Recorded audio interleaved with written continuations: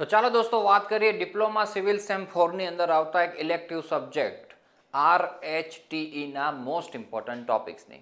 તમે જ્યારે આ સબ્જેક્ટની પ્રિપેરેશન શરૂ કરો ત્યારે સૌપ્રથમ અહીંયા ચેપ્ટર વાઇઝ તમને જે ઇમ્પોર્ટન્ટ ટોપિક્સ આપું છું એના ઉપર ફોકસ કરજો. એમાંથી ક્વેશ્ચનો આવવાની ભરપૂર સંભાવનાઓ રહેલી છે.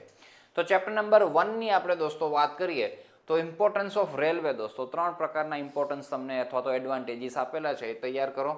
પછી role of civil engineers in construction and maintenance of railway તૈયાર કરાય. Components of railway track most IMP છે દોસ્તો. એમાં કમ્પોનન્ટ્સ વાળી આખી જે સ્કેચ આપવામાં આવેલી છે સ્કેચ તમારે તૈયાર કરવાની. એ જ સ્કેચ તમને દોસ્તો અહીંયા કામકાજમાં લાગશે. Cross section of permanent way as per IRS.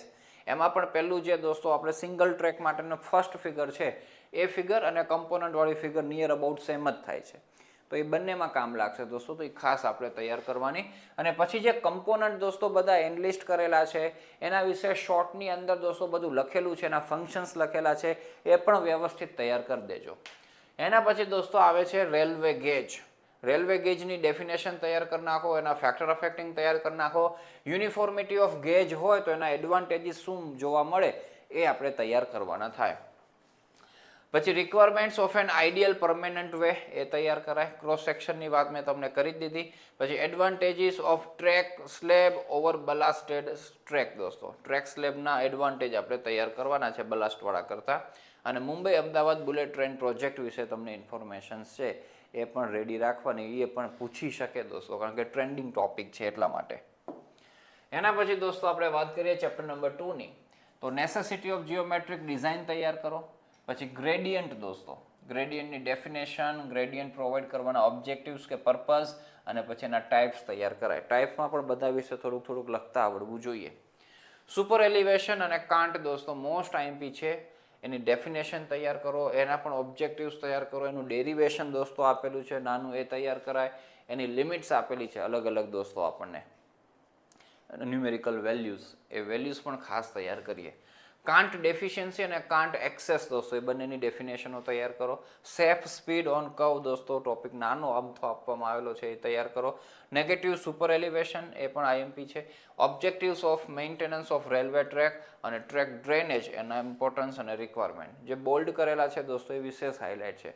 એનો મતલબ એવો નથી કે એ કરવાના છે ને આ નથી કરવાના, બધા જ તૈયાર કરવાના થાય દોસ્તો.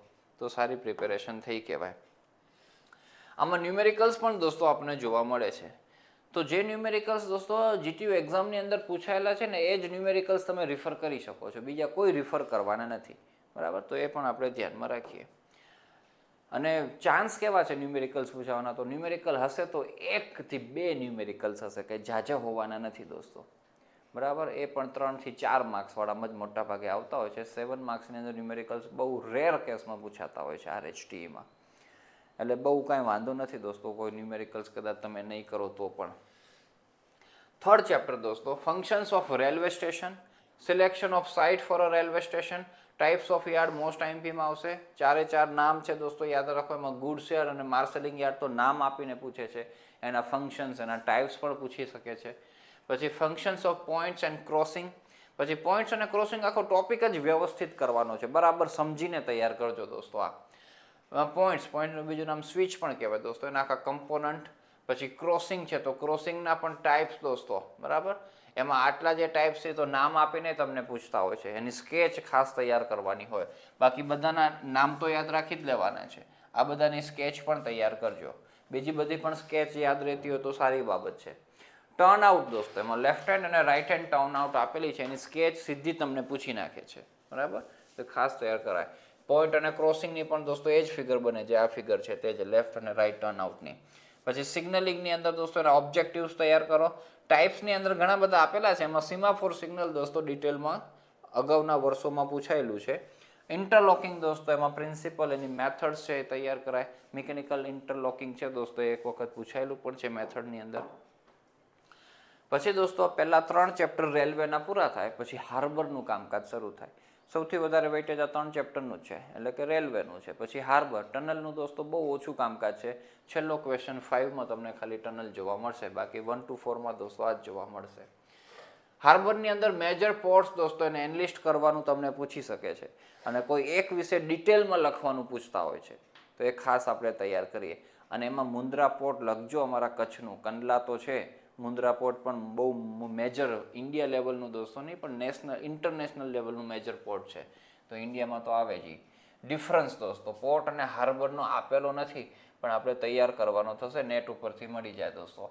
વાર્ફ અને જેટી એનો ડિફરન્સ પણ તૈયાર કરજો, ડ્રાય અને વેટ ડોકનો પણ તૈયાર કરજો. આ આડાવડા હશે દોસ્તો, આ થોડોક પાછળ હશે, આ એનાથી છેક પાછળ હશે, પણ ડિફરન્સીસ આખા ચેપ્ટરની અંદર આ 3 તૈયાર કરવાના થાય છે, એટલે મેં સાથે લખી દીધા છે. પછી રિક્વાયરમેન્ટ્સ અથવા તો characteristics of a good harbour ખાસ તૈયાર કરજો. Elements of harbour and there functions દોસ્તો આ પણ ખાસ તૈયાર કરજો. આખી જે સ્કેચ આપણને આપવામાં આવેલી છે તે એમાં પછી જે કાંઈ એલિમેન્ટ્સ બધા લખેલા છે એ એનલિસ્ટ કરતા આવડવા જોઈએ, અને એલિમેન્ટ્સ શું છે એ બ્રીફ પણ દોસ્તો આપણને બધાનું ખબર હોવી જરૂરી છે, કારણ કે એ જ એલિમેન્ટ્સ વિશે તમને સીધી શોર્ટ નોટ પૂછી શકે છે. અને એ શોર્ટ નોટ માટે દોસ્તો જો તો આગળ જ પછી સિલેબસમાં ચેપ્ટરમાં આપે છે, પિયર્સ છે, વાર્ફ છે, જેટી છે, ડોલ્ફિન છે, બ્રેક વોટર્સ છે, ઘણી બધી બીજી પણ બધું આપેલું છે. તો એ ડિટેલની અંદર પણ પૂછતા હોય છે અને પાછળ ડિટેલમાં આપેલું છે, પણ પહેલાં અહીંયાથી જ આપણે બ્રીફ મળી જવું જોઈએ દરેક એલિમેન્ટ્સનું શું છે એ. તો સ્કેચ તૈયાર કરો અને એલિમેન્ટ્સ તો તૈયાર કરો. પછી ક્લાસિફિકેશન ઓફ હાર્બર 3 અલગ અલગ રીતે ક્લાસિફિકેશન કરવામાં આવેલા છે, તો એ ક્લાસિફિકેશન 3 રીતવાળું કરી દેવાનું. પછી વિન્ડ રોઝ ડાયાગ્રામ છે દોસ્તો એ તૈયાર કરો. પછી ડેફિનેશનો છે સ્પ્રિંગ ટાઇડ અને નીપ ટાઇડની દોસ્તો એ તૈયાર કરો. આની મેં તમને વાત કરી દીધી દોસ્તો, આ ડિટેલમાં તૈયાર કરાય દોસ્તો. સ્કેચ આવે છે એની તો સ્કેચ સાથે તૈયાર કરાય, ટાઈપ્સ આવતા હશે, અમુકના ફંક્શન્સ લખેલા હશે તો આ ડિટેલમાં તૈયાર કરજો. લાઇટ હાઉસ પણ દોસ્તો ડિટેલમાં તૈયાર કરાય, નેવિગેશનલ એઇડ્સ નામના ટોપિકની અંદર આપણને આપવામાં આવેલું છે. અને પછી દોસ્તો આ ડ્રેજિંગ નામનો ટોપિક છેલ્લે આપેલો છે, તો ડ્રેજિંગ વસ્તુ શું છે, હા એમાં ડ્રેજિંગ માટે જે મશીન્સ વપરાય ને ડ્રેજર્સ કહેવાય દોસ્તો, તો ટાઈપ્સ ઓફ ડ્રેજર્સના પણ નામ યાદ રખાય અને એની નેસેસિટી શા માટે આપણે ડ્રેજિંગ કરવું પડે છે. તો ડ્રેજિંગ વસ્તુ શું છે એ સમજી જશો દોસ્તો તો આ બધું તૈયાર કરવાની પછી સરળ પડે, તો સમજીને તૈયાર કરજો. એના પછી દોસ્તો આવે છે ટનલનું ચેપ્ટર. ટનલના 2 ચેપ્ટર આપવામાં આવેલા છે. પહેલું એમાં નેસેસિટી ઓફ ટનલ્સ તૈયાર કરો, એડવાન્ટેજ અને ડિસએડવાન્ટેજ ઓફ ટનલિંગ તૈયાર કરો, classification of tunnel, shape of tunnel ખાલી ડ્રો જ કરવાના છે, શેપ ઓફ ટનલ બીજું કંઈ જ નહીં. એક્સપ્લોઝિવ્સ યુઝડ ફોર બ્લાસ્ટિંગ. પછી TBM દોસ્તો ટનલ બોરિંગ મશીન, એના એડવાન્ટેજીસ અને ડિસએડવાન્ટેજીસ તૈયાર કરો. મેથડ્સ ઓફ ટનલિંગ ઇન રોક દોસ્તો 3 મેથડ આપેલી છે, નામ 3 યાદ રાખો, ડિટેલમાં પેલી 2 મેથડ તૈયાર કરજો. Methods of tunnelling in soft ground દોસ્તો ઘણી બધી મેથડો છે અને એનલિસ્ટ કરતા આપણને આવડવી જોઈએ. પછી દોસ્તો છેલ્લું ચેપ્ટર આવે છે, ઘણું બધું એમાં કન્ટેન્ટ આપવામાં આવેલું છે પણ મોસ્ટ આઈમ્પી દોસ્તો 2 જ ટોપિકો છે. ટનલ લાઇનિંગ, એમાંથી ટોપિકો પૂછાશે, એના ઓબ્જેક્ટિવ્સ, એના ટાઈપ્સ, કયા મટીરિયલ્સ યુઝ થાય લાઇનિંગ માટે, અને ટનલ વેન્ટિલેશન દોસ્તો શું છે, બરાબર, એ વેન્ટિલેશનની મેથડો કેટલી છે એ, અને ડિટેલમાં પણ તૈયાર કરી દેવાની મેથડ્સ. આટલું જ દોસ્તો કામકાજ છે, બરાબર, આટલું જ, પણ તમારા માટે તો ઝાઝું જ લાગશે, કારણ કે હંમેશા વિદ્યાર્થીઓને ઝાઝું જ લાગતું હોય, ગમે એટલો નાનો સિલેબસ હોય કે મોટો હોય. તો આવી રીતના દોસ્તો આ 6 ચેપ્ટરનું બનેલો આપણો સબ્જેક્ટ છે. ખૂબ જ ધ્યાનથી અને શાંતિથી તૈયાર કરજો, કોન્ફિડન્સથી તમે પેપર લખી શકો અને ખૂબ સારા માર્ક્સ મેળવી શકો એવી શુભેચ્છાઓ અને શુભકામનાઓ સાથે આ વિડીયોની કરીએ આપણે સમાપ્તિ. Thank you so much.